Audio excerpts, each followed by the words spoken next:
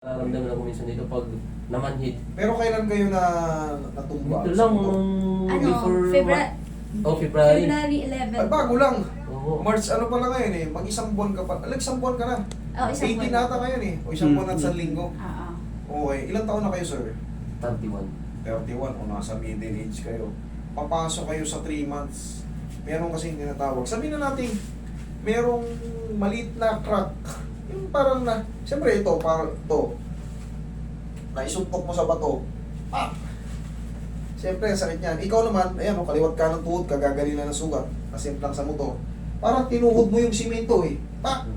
Siyempre, yung mga joint niyang gagalaw or tsaka yung ibabaw ng buto mo, masasaktan yun. Kasi nga, nagkasugat eh. Pero huwag kayo mag-alala, gagaling pa rin yan. Ang do-double check natin dyan, yung joint ba, siyempre tuhod yan, joint yan, gumalaw. Yun yung, baka, kaya nagre-react dito dahil gumalaw yung joint mo.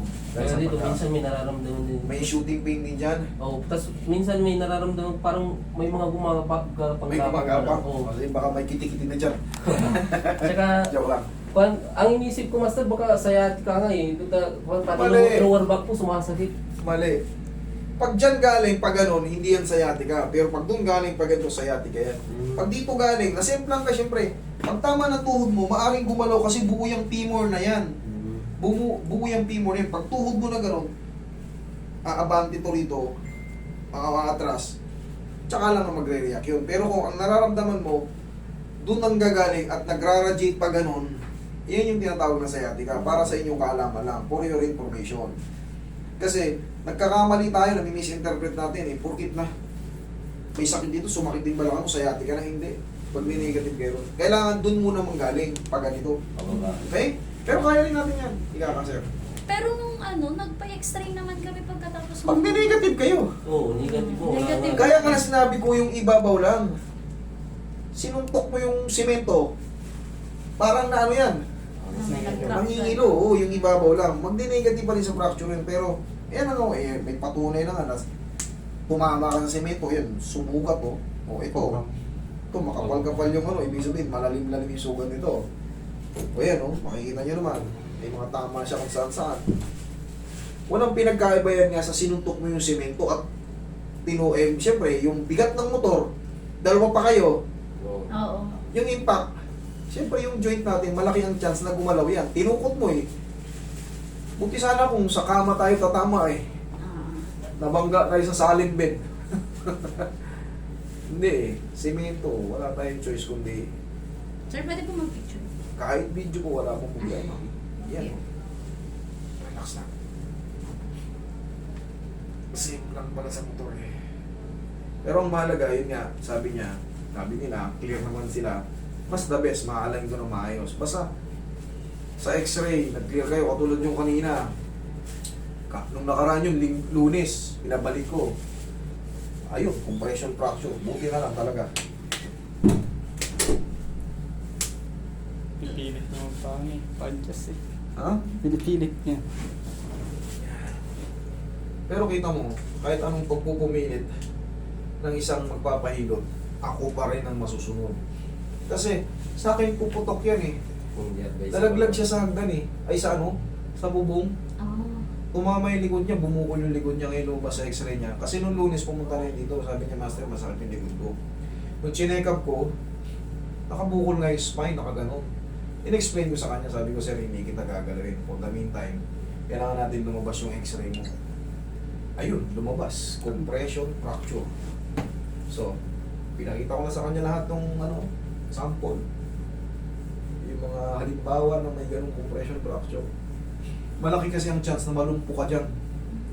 Pag sa spine. Oo, pag natamaan ng isa. Yung spinal cord natin, pag naipit yan, tapos ka. Pati ito, natupod ko, may kondin sa Sige.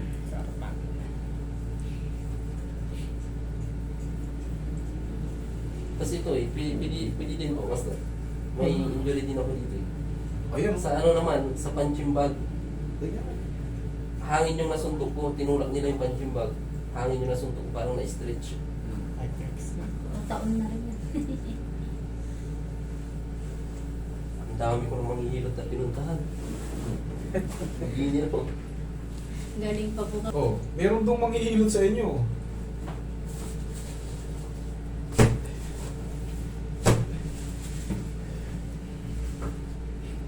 Tagilid ka, bossing. Yung balakang mo.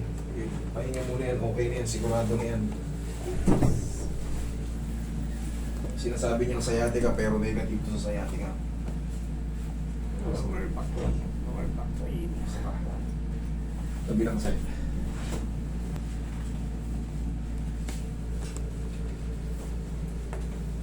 Okay, dapa.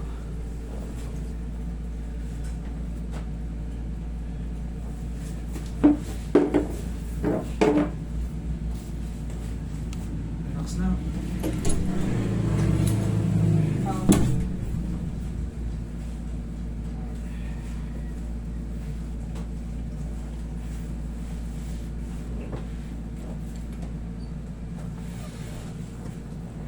Relax na.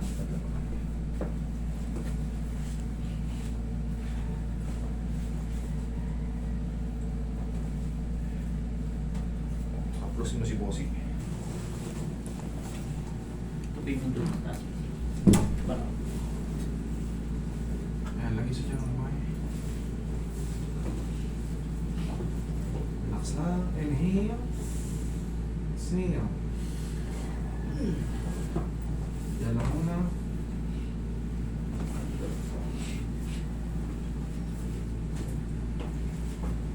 Tigasan mo to ngayon. To. Ito, patap. Yan. Huwag mong pakakawan. Sipa mo. Sige, sipa mo. Isa pa. Very good.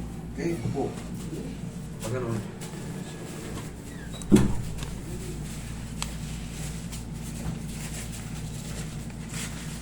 Ito, ano ba na ano dito? Ito naman, pag nakaka-relax lang, tapos matulak lang ng patay doon, masakit. Tsaka pag ilagan ko, masakit pa na siya.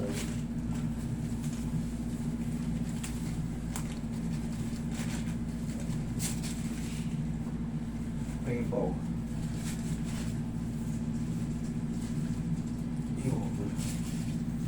Yan. Kailangan baguhin natin yung posisyon.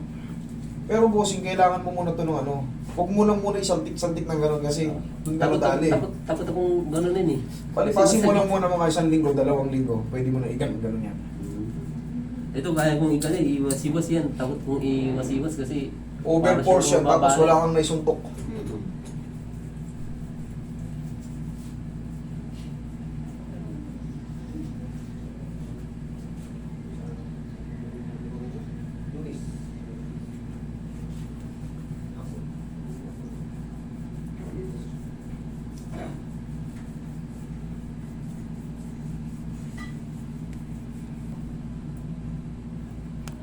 natatakot akong ano iba.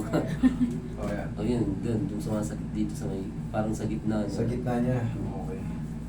Sige, pahinga lang natin yan ng mga 1 to 2 weeks. Kasi may in-adjust na ako dyan eh. Tapos, syempre, hindi naman kagad mawawala-wala yung pagka. Ngayon pala in-adjust, may na ano na, hyperextend na yan eh. Papahinga na naman yan. Pero, hindi naman kailangan ipahinga ng todo. Huwag mo lang munang i-testing ng ganun. Kasi nga, masakit pa talaga yun sa loob.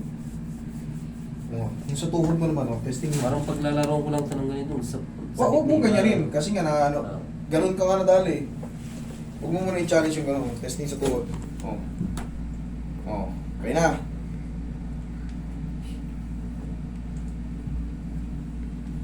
No. Dito sa may bandang harap, parang may pag siya. May ano pa. So, parang gumagalaw na. Hindi, walang problema kung gumagalaw. Gumagalaw talaga yun. Basta Hindi. wala ng pain. So, Wala na. Gumagalaw talaga yan, boss.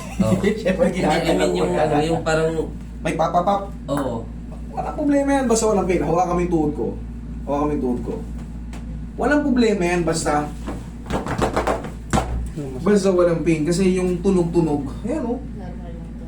Pangkaraniwan na po yun, basta tandaan nyo, basta walang pain, okay lang yan. Ako na nga yung mismo sample, hawakan mo. Tuk, tuk, tuk, tuk. Basta walang pain. Tapos, for the meantime, kasi galing kayo sa disgrasya pahinga lang muna kahit mga mga 1 hanggang 2 linggo. Pwede naman mag-walking muna para yung cardio maano pa rin. Kahit yung mga medyo mabilis na nalakad. Pero kailangan natin magpaano muna magpa-heal ng Magpahil ng todo. Okay? Pag walang pain, wala na yan. Okay na?